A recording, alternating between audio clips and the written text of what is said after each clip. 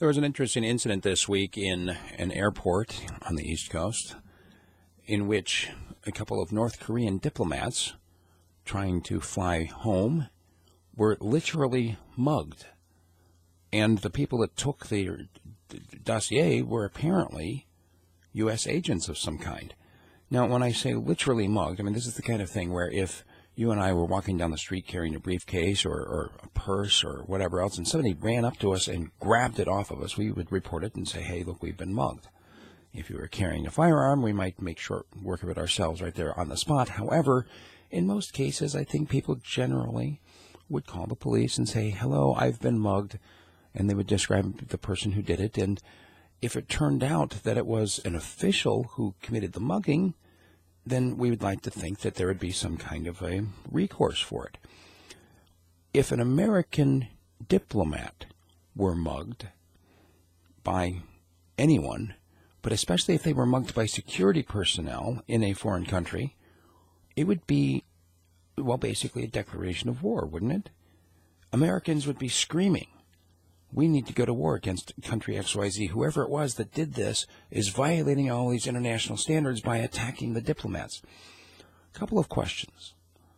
First and foremost, what is it that gives diplomats special powers and immunities and whatever privileges that the rest of people don't get? What is it what kind of magic makes it so that these people are special and don't have to obey the rules that everybody else does, or makes it so that a crime committed against them is so much more heinous? Second question is, why is it that people in wearing a special costume, whether it's a security official of some kind, or whether it's even a plain clothes, you're carrying a little badge, whatever, what is it that gives them special powers, magic, to be able to go and commit crimes like muggings and not have that be a crime?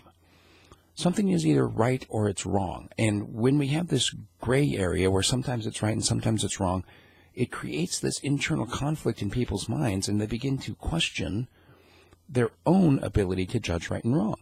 And this is what we've been seeing happening in our country and honestly around the world now for decades. People have become so accustomed to just simply obeying the law, regardless of whether or not that law is right. We are returning in many ways to the ancient ways of doing things back in the days of Assyria and Sumeria, where whatever the king said, that's what the law is, regardless of whether it's right and wrong. Bow down and worship the image of King Nebuchadnezzar. No. Okay, then you get thrown in the fiery furnace. Worship me, pay me tax, go fight this war. I mean, this is a mantra that we've heard time and time again from men who think they are gods and are obeyed by people who agree with them.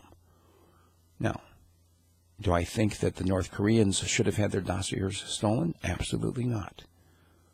But not because they're diplomats, because they're people.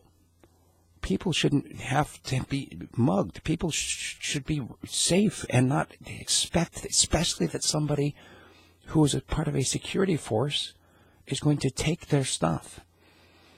We were supposed to be protected by that in this country by, what is it, the Fourth Amendment? You need to have somebody say there's probable cause that you're carrying something illegal in that, and therefore we are going to make a ruling against you based on the fact that we believe you're doing something criminal.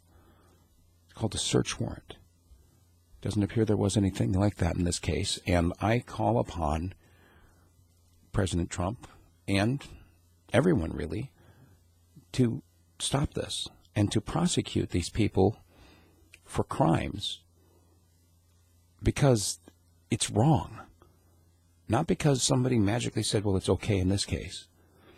But in order to have a sense of right and wrong, you have to believe that there is such a thing as right and wrong. And apparently most people don't these days. That's my 2 cents. Love to engage on the topic. Send me an email, steve@radiofreespeech.com. And as always, the phone lines are open, 907-458-0495.